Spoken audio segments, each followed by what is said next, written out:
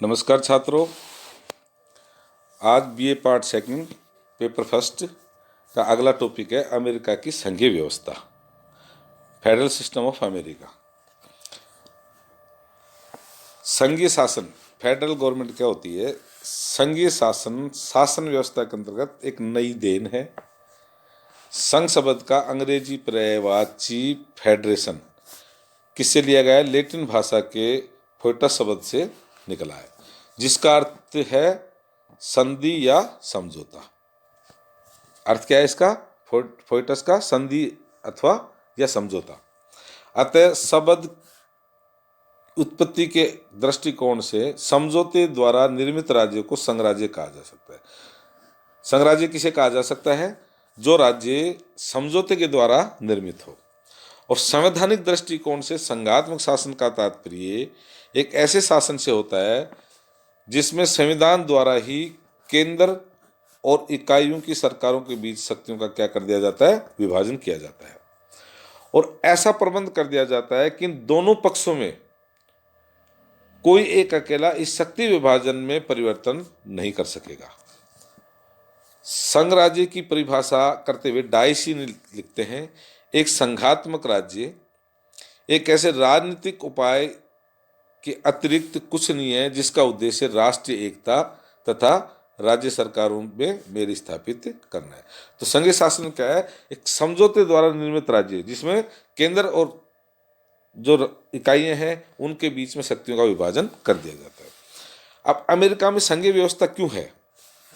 संघीय व्यवस्था अमेरिका की प्रमुख विशेषता है और विश्व में सबसे पहले संयुक्त राज्य अमेरिका के द्वारा ही इसको अपनाया गया है, जिसमें फिलाडेल्फिया जो सम्मेलन के द्वारा जब अमेरिकी संविधान का निर्माण किया जा रहा था, उसके पूर्व अमेरिकी क्षेत्र के 13 उपनिवेश पृथक पृथक रहते हुए अपना राजनीतिक जीवन व्यतीत कर रहे थे।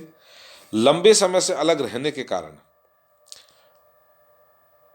उनमें अपनी पृथक सत्ता के प्रति स्वाभाविक रूप से तीव्र मोह उत्पन्न हो गया और वे उसे छोड़ने के लिए तैयार नहीं थे। लेकिन इसके साथ ही ब्रिटेन सत्ता के विरुद्ध विद्रोह करने वाले इन 13 राज्यों को इस बात का पूरा भय था कि ब्रिटेन या यूरोप का अन्य कोई देश उन्हें पुनः पराधीन करने के लिए प्रयत्न कर सकता है। अतः भारी दबाव का सफलतापूर्वक मुकाबला करने के लिए उनका यह होना आवश्यक था। उनके सामने समस्या ये थी कि विविध राज्य अपनी पृथक पृथक सत्ता बनाए रखते हुए भी एक हो जाएं और केवल संघीय व्यवस्था को अपनाकर ही किया जा सकता है।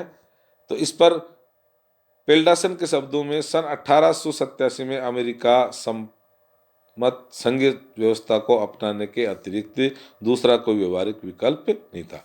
तो तत्कालीन परिस्थितियों के अतिरिक्त अमेरिका के विशाल क्षेत्र और जनसंख्या को दृष्टि में रखते हुए भी कहा जा सकता है कि इतने बड़े देश में एकात्मक शासन नहीं चल सकता।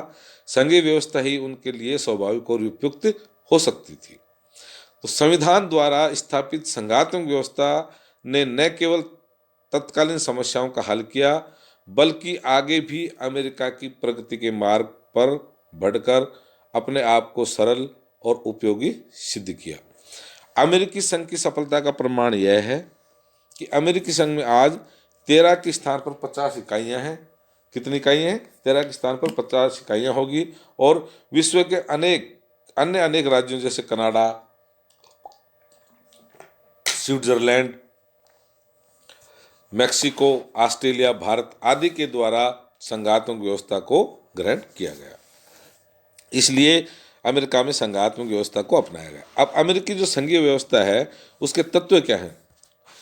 अमेरिकी संविधान में कहीं पर भी संघीय फेडरल या संघ शब्द का प्रयोग नहीं किया गया, लेकिन अमेरिकी संविधान के संघीय शासन के तत्व नितांत स्पष्ट हैं और उन्हें निम्न रूपों में देखा जा सकता है। पहला, प्रभुत्व शक्ति का दोहरा प्रयोग। यद्यपि प्रभु सत्ता का विभाजन नहीं हो सकता और संघ राज्यों में भी संप्रभुता अविभाज्य होती है, किंतु संघ राज्य में संप्रभुता की अभिव्यक्ति अवश्य ही केंद्रीय सरकार की इकाइयों की सरकारें अर्थात राज्य की सरकारें इस प्रकार के दो साधनों द्वारा होती है। अमेरिका के अंतर्गत प्रभुत्व शक्ति के दोहरे प्रयोग की व्यवस्था की गई है। केंद्र सरकार और राज्य सरकार दोनों को ही संविधान से मान्यता प्राप्त है और वे अपने अपने क्षेत्र के में कार्य करने के लिए स्वतंत्र हैं। संघीय शासन के इस तत्व को अमेरिकी संविधान के अंतर्गत विस्तृत और पूर्ण रूप से अपनाया गया है। दूसरा है शक्तियों का विभाजन।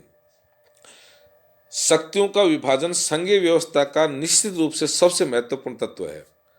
संघीय व्यवस्था शासन के अंतर्गत संविधान द्वारा केंद्र सरकार और सरकारों के बीच शक्तियों का विभाजन कर दिया गया।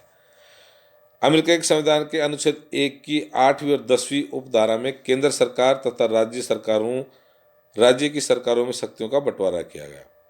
शक्ति विभाजन के संबंध में अमेरिका संविधान के अंतर्गत गणना व अवशेष के सिद्धांत को अपनाया गया, जिसके अंतर्गत केंद्रीय सरकार और इकाइयों की सरकारें इन दोनों पक्षों में से किसी एक पक्ष की शक्ति की गणना करके उन्हें निश्चित कर दिया जाता है और अवशिष्ट सभी शक्तियां दूसरे पक्ष में दे दी जाती हैं। इस संबंध में स्थिति स्पष्ट करते हुए 10वें जो संविधान संशोधन उसमें कहा गया कि वे शक्तियां जो संविधान द्वारा संयुक्त राज्य की सरकार को नहीं दी गई और न ही राज्यों को मना की गई, वे राज्यों के लिए या जनता के लिए सुरक्षित है। तो शक्ति विभाजन के अपनाए गए इस ढंग के आधार पर कहा जा सकता है कि केंद्र सरकार की शक्तियां प्रदत्त हैं और राज्य और जनता की शक्तियां मौलिक, लेकिन संविधान का आगे चलकर इस दिशा में विकास हुआ और मौलिक एवं प्रदत्त शक्तियों के अंतर को कोई महत्व नहीं रहा। अब केंद्र सरकार की शक्तियां क्या है? अनुच्छेद प्रथम की 8वीं उपधारा में कांग्रेस और केंद्रीय सरकार की जो विषय की शक्तियां हैं वो इस प्रकार से प्रदान की गई। कर लगाने व एकत्रित करने का अधिकार। संयुक्त राज्य अमेरिका का विदेशों में राज्य के परस्पर और भारतीय कबीलों के व्यापार का नियमन। तीसरा, संयुक्त राज्य अमेरिका की साख पर ऋण लेना। चौथा है संयुक्त राज्य अमेरिका में विदेशियों द्वारा नागरिकता प्राप्ति और दिवालियेपन के संबंध में एक जैसे नियमों का निर्माण करना। पांचवा क्या है? मुद्रा का निर्माण तथा उसका मूल्य निर्धारण करना व माप तोल का स्तर निर्धारित करना। छठा है नकली मुद्रा बनाने और नोट छापने के लिए दंड विधान की व्यवस्था करना। सातवां, डाक और तार इत्यादि का प्रबंध करना। आठवां है विज्ञापन तथा उपयोगी कलाओं को उन्नत करना और इस हेतु सीमित समय के लिए लेखकों द्वारा आविष्कारों को अपनी कृतियों एवं आविष्कारों का एकमात्र अधिकार देना। सर्वोच्च न्यायालय के अधीन। 9वां है सर्वोच्च न्यायालय के अधीन अन्य न्यायालयों का गठन करना।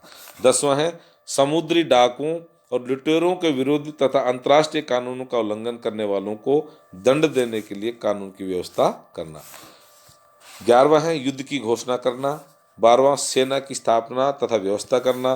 13वां है जल सेना की स्थापना तथा व्यवस्था करना। 14वां है स्थलीय व जल सेना के नियमन के लिए नियम बनाना। और 15वां है संयुक्त राज्य अमेरिका के कानूनों को लागू करने, विद्रोहियों को दबाने तथा आक्रमण का प्रतिकार करने के लिए मिलिशा का संगठन करना और उसके संगठन सशक्तिकरण तथा अनुशासन के लिए नियम बनाना। और 16वां है संघीय जिले का निर्माण करना और सार्वजनिक हित के लिए अन्य आवश्यक कार्यों हेतु भवनों का निर्माण करने के लिए भूमि प्राप्त करना। केंद्रीय सरकार ने इस शक्ति के आधार पर कोलंबिया जिले का निर्माण किया और उसे वाशिंगटन का नाम देकर अमेरिका की राजधानी बनाया। और 17वां है उपयुक्त शक्तियों की क्रियान्वयन हेतु सभी आवश्यक और उचित कानूनों का निर्माण करना अथवा संविधान द्वारा संयुक्त राज्य अमेरिका की सरकार अथवा उसके किसी विभाग या अधिकारों को दी हुई शक्तियों को लागू करने के लिए कोई कानून बनाना। तो ये थी केंद्रीय सरकार की शक्तियां। अब राज्य की शक्तियां। संयुक्त राज्य अमेरिका के संविधान में केवल केंद्रीय सरकार की शक्तियों का उल्लेख किया गया है। शेष सभी शक्तियां जो संविधान द्वारा राज्यों के लिए निषिद्ध नहीं है, राज्यों को प्रदान की गई हैं। प्रसिद्ध लेखक मुनरो ने राज्य को कुछ शक्तियों का उल्लेख किया जो इस प्रकार है: स्थानीय कर लगाना, स्थानीय स्वशासन की संस्थाएं स्थापित करना, राज्य की साख पर ऋण लेना, शिक्षा का संचालन करना, अनुदान तथा दान देना, सड़कें और यातायात नियमों की स्थापना तथा नियंत्रण, दीवानी और फौजदारी कानूनों का निर्माण, लोगों की संपत्ति तथा जीवन की सुरक्षा, लोगों के स्वास्थ्य तथा नैतिक जीवन को उन्नत करना, संघीय संविधान के संशोधन का अनुसमर्थन करना और राज्यों के संविधान में संशोधन करना और चुनावों का संचालन करना।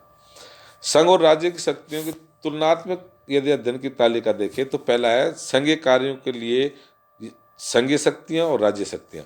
संघीय कार्यों के लिए करारोपण और राज्य शक्तियों में स्थानीय कार्यों के लिए करारोपण। दूसरा, राष्ट्रीय साख पर ऋण की प्राप्ति, राज्यों की साख पर ऋण की प्राप्ति। इस प्रकार केंद्र सरकार के लिए निषिद्ध जो शक्तियां हैं, प्रथम अनुच्छेद में की 9वीं उपधारा में केंद्रीय सरकार के लिए निषिद्ध शक्तियों का उल्लेख किया गया है, अर्थात केंद्र सरकार इस विषय के संबंध में कार्य नहीं कर सकती। ये विषय हैं जैसे केंद्र सरकार बंदी प्रत्यक्षीकरण के अधिकार पर रोक नहीं लगा सकती, नागरिकों को मताधिकार से वंचित नहीं कर सकती, भाषण की स्वतंत्रता प्रतिबंध नहीं लगा सकती। अन्य राज्य सरकारों के लिए जो शक्तियां निषिद्ध हैं वो प्रथम अनुच्छेद की 10वीं उपधारा में राज्य सरकारों की जो निषिद्ध उनका उल्लेख है। जो शक्तियां इस प्रकार हैं, विदेशों के साथ संधि समझौते नहीं कर सकते, शांति के समय वे से सेना और युद्धपोत नहीं रख सकते, नहीं वे युद्ध में ही प्रवेश कर सकते जब तक किसी राज्य द्वारा उन पर आक्रमण नहीं किया जाए आदि।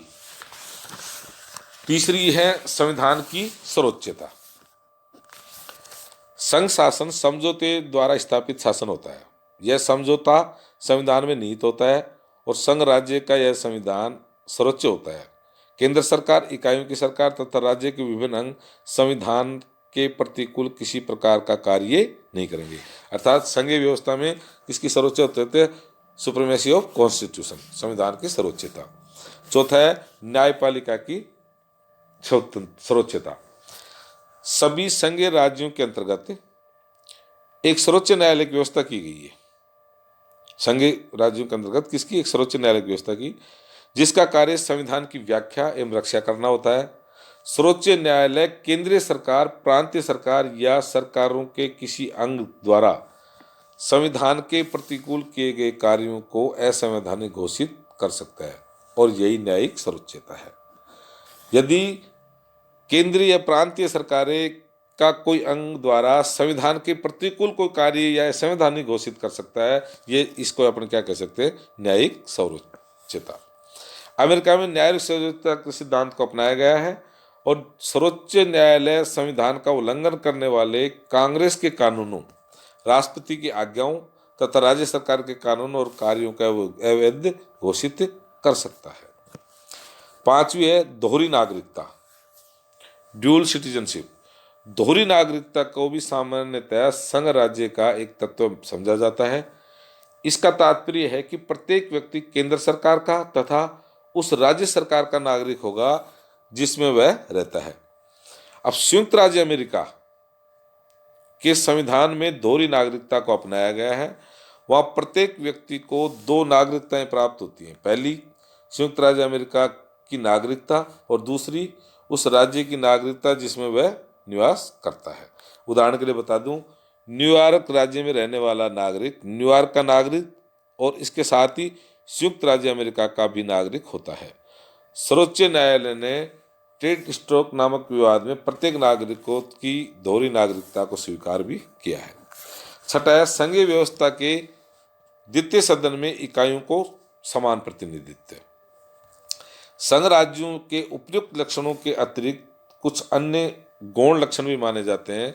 संघीय व्यवस्था के इन गौण लक्षणों में एक यह है कि केंद्रीय व्यवस्थापिका के जो द्वितीय सदन प्रतिनिधित्व संघीय आधार पर प्रदान किया जाना चाहिए, जनसंख्या के आधार पर नहीं। संयुक्त राज्य अमेरिका में ऐसा ही किया गया है कि कांग्रेस का जो प्रथम सदन प्रतिनिधि सभा में प्रतिनिधित्व जनसंख्या के आधार पर प्रदान किया गया है और इस सदन में बड़े राज्यों को अधिक प्रतिनिधित्व प्राप्त हुआ है और छोटे राज्यों को कम। लेकिन जो द्वितीय सदन सीनेट में छोटी बड़ी सभी इकाइयों को समान प्रतिनिधित्व प्रदान किया गया है। इसमें प्रत्येक इकाई के द्वारा अपने 2 प्रतिनिधि भेजे जाते हैं। संविधान में यह भी व्यवस्था की गई है कि संबंधित राज्य की अनुमति के बिना किसी राज्य को उसे सीनेट में प्राप्त प्रतिनिधित्व से वंचित नहीं किया जा सकता। और सातवीं और अंतिम है, राज्यों की प्रादेशिक अखंडता अनुल्लंघनीय है। संघ राज्य का यह सिद्धांत माना जाता है कि संघ की इकाइयों के क्षेत्र में परिवर्तन का अधिकार नहीं होना चाहिए। संयुक्त राज्य अमेरिका के संविधान में ऐसा ही किया गया। संविधान के अनुच्छेद 4 की उपधारा 3 में यह स्पष्ट किया गया कि कांग्रेस नवीन राज्यों को संघ में प्रवेश दे सकती है, परंतु कोई नया राज्य दूसरे राज्य के क्षेत्राधिकार में स्थापित नहीं किया जा सकता, और न ही दो या अधिक राज्यों या उससे के भागों को मिलाकर उन राज्यों के विधानमंडल तथा कांग्रेस की सहमति के बिना किसी नवीन राज्य का निर्माण किया जा सकता है। इसका तात्पर्य यह है कि राज्य की सीमाओं में उनकी सहमति से ही परिवर्तन किया जा सकता है। इसके अतिरिक्त अमेरिकी संघ की इकाइयों को संविधान संशोधन संबंधी कार्य के विषय में पूरी शक्ति प्राप्त है। संविधान में संशोधन की प्रक्रिया के 2 चरण हैं, संविधान की प्रस्तावना और संशोधन की पुष्टि। संविधान संशोधन की पुष्टि का कार्य तो इकाइयों द्वारा किया जाता है, और इकाइयों को संशोधन प्रस्तावित करने के संबंध में भी शक्ति प्राप्त है। इसलिए अमेरिका में संघीय संविधान से अलग राज्यों के अपने अपने अलग संविधान हैं। राज्यों के संविधानों पर शर्त केवल यह है कि संविधान संघीय संविधान के विरुद्ध नहीं होना चाहिए, और गणतंत्रीय शासन की प्रणाली के अतिरिक्त अन्य किसी प्रकार की शासन प्रणाली नहीं अपनाई जानी चाहिए।